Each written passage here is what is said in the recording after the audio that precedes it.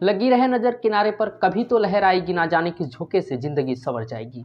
जय हिंद साथियों, हमारे इस मोटिवेशन में आपका स्वागत है और मेरा नाम एमडी मुराद अली है। हम लेकर चलते हैं आपको इतिहास के उन पन्नों पर और कुछ वैज्ञानिकों को लेकर ऐसी हम चीज़ें बताएंगे जो आपको सोचने पर मजबूर कर देगी। ये 2025 वाकई काबिले तारीफ रहा है। जो बीत गया लम्हा वही खास था। तो आइए चलते हैं हम, थोड़ा सा आप अपना कुछ मिनटों का समय इस वीडियो पर दीजिए। आप हमें देखकर मत रुकिए, केवल हमारी बातों को सुनिए। हो सकता है आपके जीवन में कुछ इससे परिवर्तन हो। कहीं ना कहीं तो मैं आपसे रिक्वेस्ट करता हूं कि आप हमारी बातों को 2% फॉलो करें, आपकी जिंदगी बदल जाएगी। तो आइए चलते हैं हम इतिहास के उन पन्नों पर। हम बात करते हैं थॉमस अल्वा एडिसन की। जब ये बचपन में थे तो इन्होंने क्या किया था कि एक बार इन्होंने देखा कि चिड़िया उड़ रही है। इनके दिमाग में चला कि चिड़िया उड़ती कैसे है। तो कुछ देर ये देखते रहे तो ये कीड़े मकोड़ों को खाती थी और फिर उड़ जाती थी, फिर खाती थी, उड़ जाती थी। उन्होंने क्या काम किया कि उसका कीड़े मकोड़े का एक घोल बनाकर अपने नौकरानी की बेटी को पिला दिया और बोला कि अब तुम उड़ोगी। हाँ, ऐसे थे थॉमस अल्वा एडिसन। और दूसरी चीज़ इनकी गलती ये थी कि इनका सवाल था कि माता जी से अपने ये सवाल करते हैं कि ये जो अंडे हैं इसमें से चूजे कैसे निकलते हैं। तो उनकी माँ बोली कि बेटा जब उस पर मुर्गी बैठती है तो चूजे निकलते हैं।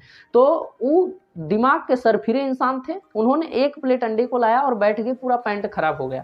तो ऐसे लोगों ने उस सदी के सबसे बड़े वैज्ञानिक माने गए। कैसे, हम आपको बताते हैं। 999 बार मिशन फेल होने के बाद ये सब दिमाग में बहुत सारे खुराफाती, सातिर दिमाग था उनका, बहुत सारा खुराफाती चलता था, पढ़ने में बहुत कमजोर थी। और बात ऐसा हुआ कि एक दिन ये देखे कि मसाले जल रही हैं, दिए जल रहे हैं, रोशनी देते हैं। तो ऐसा हो सकता है कि किसी कांच से रोशनी हम निकाल दें, क्योंकि उसमें हवा चलता था तो मतलब काफ़ी मतलब समस्याओं का सामना करना पड़ा। दीपक बुझ जाता था, मसाले बुझ जाती थी आंधी में। तो ये इनके दिमाग में चला कि ऐसा कोई हम आविष्कार करें जिससे मतलब आंधी तूफान में भी वो चीज़ जलता रहे। तो एक कांच के गोले के समान हो और खोखले गोले के समान हो, उसके अंदर रोशनी उत्पन्न होता रहे और चारों तरफ से वो पैक रहे। तो आखिर अब मेन पॉइंट है कि बगैर ऑक्सीजन के कोई चीज जल कैसे सकता है। तो इनके दिमाग में चला टंगस्टन का तार, नाइट्रोजन तथा आर्गन गैस और खोखले गोले के समान। 999 बार मिशन फेल होने के बाद भी उस बंदे ने हार नहीं मानी। सोचिए, वो दौर एक ऐसा दौर हुआ करता था कि उस दौर में अगर कोई कहता, जिस दौर में दिए और मसाले जलाए जाते थे, अगर आपसे कोई कहता कि मैं एक ऐसे कांच का आविष्कार करूंगा जिससे रोशनी निकलेगी, अर्थात प्रकाश निकलेगी और आंधी तूफान में भी वो चलेगा, तो क्या आपको ये लगता? उस समय मजाक बनाते आप। ये थ्योरी सेम टू सेम एकदम वैसे ही है जैसे आज के दौर में अगर कोई बोल दे कि मैं चौराहे पे पीसीओ खोलने जा रहा हूँ पापा उसको थप्पड़ मारेंगे, बोलेंगे लड़का पागल हो गया है हमारा, उसका दिमाग साइकियाट्रिस्ट के पास लेके जब उसका दिमाग का इलाज कराने, तो ये साइको है एकदम। हाँ, तो देखिए दोस्तों, वो दौर इतना कठिन भरा दौर था उनके लिए, लेकिन पागलों ने इतिहास को रचा है। इसलिए कहते हैं थोड़ा सा पागलपंती भी जीवन में जरूरी है और करना भी चाहिए। उस दौर में 999 बार मिशन फेल होने के बाद तब पर भी उस बंदे ने हार नहीं मानी। 1000वें बार में उन्होंने बल्ब का आविष्कार किया। हाँ, विद्युत को जोड़ा और बल्ब का आविष्कार किया। विद्युत जैसी टेक्नोलॉजी को उस दौर में जन्म दिया और एक अच्छे खासे बल्ब का आविष्कार करने के बाद एक अच्छी खासी रोशनी उत्पन्न होकर आती है।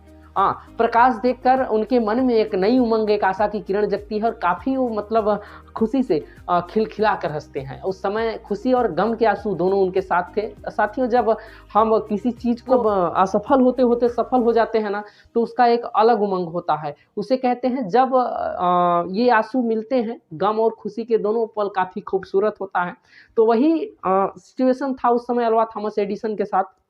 उसके बाद इस बंदे के दिमाग में चला कि नहीं यार, मैंने तो बल्ब का आविष्कार कर दिया, विद्युत जाता है, जब विद्युत उत्पन्न होता है तो जाता है, तब तक जलता रहता है, और मैंने विद्युत को बंद किया तो ये बंद हो जाता है। ऐसी कोई चीज जो विद्युत को सिक्योर करके रखे। दिमाग देखिए कितना तेज उस बंदे के अंदर चला। उसने क्या किया, बैटरी जैसे टेक्नोलॉजी लाने की कोशिश की। फिर किसी चीज को हम सिक्योर, इस लाइट, ये जो लाइट जलता है, ये जो ऊर्जा है, इसको हम कहीं सिक्योर करके रखें। बैटरी का आविष्कार। उसके बाद ये कितनी बिजली हमारी खपत हो रही है, कितना हमने ये बिजली खपत किया, कैसे पता चलेगा हमें? हाँ, कितना यूनिट खपत हुआ, कितना मतलब कि ज़्यादा, मतलब ये ज़्यादा खा रहा है, कम खा रहा है बिजली। तो इस पर भी उन्होंने दिमाग लगाया, मीटर का आविष्कार कर दिया बंदा। हाँ, उस दौर में, इस दौर में सुनने में बहुत नॉर्मल लग रहा है कि नहीं, हाँ ठीक है, कोई बात नहीं है।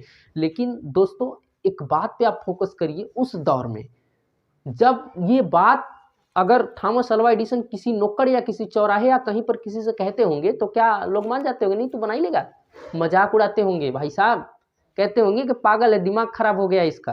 हाँ, और पागलों ने दुनिया की इकोनॉमी को बदल के रख दिया है। हम बात करने वाले हैं उस सदी के सबसे बड़े वैज्ञानिक आइंस्टीन की, जो कि थ्योरी सॉल्व करने में उनको महारत हासिल थी, जो कि बहुत अच्छे वैज्ञानिक साबित हुए। बचपन में उनको मंद बुद्धि बच्चा कहा जाता था। उनकी टीचर ने उनको थप्पड़ मार करके एक फोल्डेड अवस्था में खत दे करके अपने विद्यालय से निकाल दिया।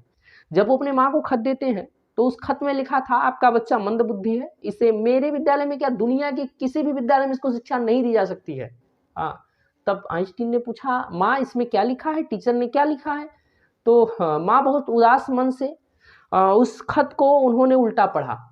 बेटा, इसमें लिखा है कि आपका बच्चा बहुत बुद्धिमान है, जो कि हमारे विद्यालय में ऐसे टीचर नहीं है जो आपकी बच्ची को पढ़ा सके, क्योंकि आपका बच्चा बहुत बुद्धिमान है। और वही बात आइंस्टीन को लग गई कि मैं वाकई में ऐसा हूँ। तो उनकी माँ बोली, हाँ बेटा, और आज से मैं तुम्हें पढ़ाऊंगी। उनकी माँ ने उनको शिक्षा दिया और आने वाले कल के उस सदी के सबसे बड़े वैज्ञानिक माने गए। उन्होंने अपने गिनीज बुक में जिक्र किया था इस बात की कि उनकी माँ के देहांत होने के बाद एक बार वो घर की सफाई कर रहे थे, तो एक अलमारी के पिछले हिस्से में फोल्डेड अवस्था में वही खत उनको मिलता है आइंस्टीन को। जब उस खत को खोलकर पढ़ते हैं तो उनकी आंखों में आंसू आ जाता है। उस खत में लिखा था, आपका बच्चा मंद बुद्धि है, आपके बच्चे को हमारे विद्यालय की टीचर क्या, दुनिया की किसी भी विद्यालय की टीचर शिक्षा नहीं दे सकते हैं। हाँ, आइंस्टीन की आंखों में आंसू आ जाते हैं। उस सदी के सबसे बड़े वैज्ञानिक रहे हो। तो दोस्तों, असंभव कुछ भी नहीं होता है। इंसान चाहे तो सब कुछ कर सकता है। जहां तक आप सोच सकते हो वहां तक आप कर सकते हो। मैं थॉमस एडिसन की मैं बात करता हूँ। 71 साल की उम्र में इनके लैब में आग लग गई और लैब धू धू करके जल रहा है। बगल के लोग हल्ला करते आए कि थॉमस थॉमस थॉमस, तुम्हारे लैब में आग लग गई। थॉमस का नींद खुला, देखे वाह क्या आग है। अपने बेटे से, उनका बेटा छोटा सा था, उनसे बोले कि बेटा माँ को बुला के लाओ, देखो आग कितना मतलब एक्टिव होके जल रहा है, कितने एनर्जी के साथ आग जल रहा है। तो उनका बेटा खड़ा कहता है, पिताजी इसमें तो हमारे पूरे जीवन भर की कठिन तपस्या थी आपकी, ये तो सब जल के राख हो गया। तो मतलब अल्वा थॉमस एडिसन का जवाब ये था कि मेरी सारी गलतियां भी इसमें जल के राख हो गई, इसमें मेरी सारी गलतियां भी जल के राख हो गई। सुबह जब मीडिया के कुछ लोगों ने उनसे सवाल किया कि ये आपका इतना पुराना लैब था, जो कि काफ़ी आविष्कार, काफ़ी रिसर्च आप करते थे, ये तो जल गया, अब आप क्या करेंगे?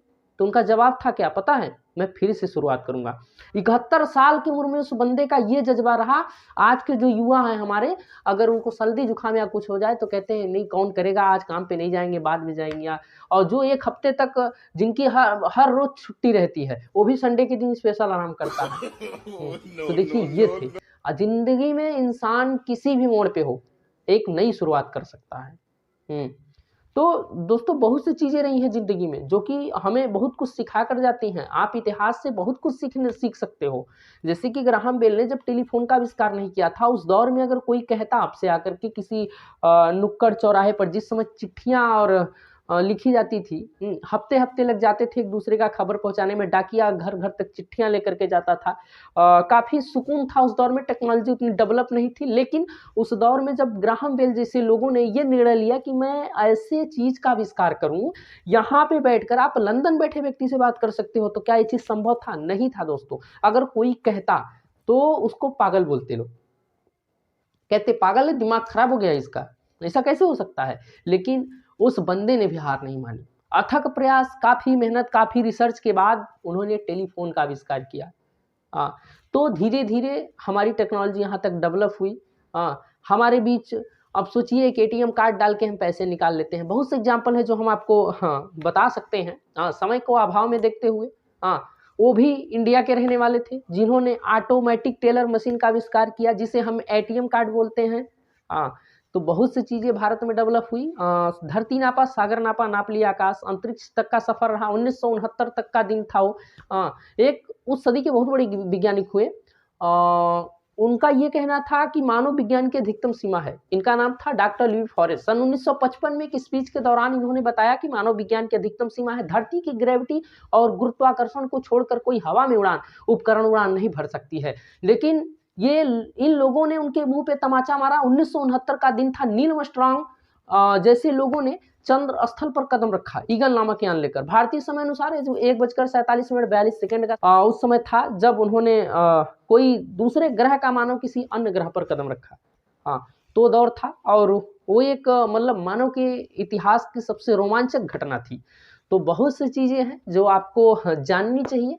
तो साथियों वीडियो ज़्यादा लंबी ना हो, अगर हमारी वीडियो आपको पसंद आई हो तो इसे लाइक करें, सब्सक्राइब करें, अपने दोस्तों के साथ भी शेयर करें। मुलाकात होगी किसी नेक्स्ट पार्ट में, तब तक के लिए हमें आज्ञा दें। जय हिंद दोस्तों।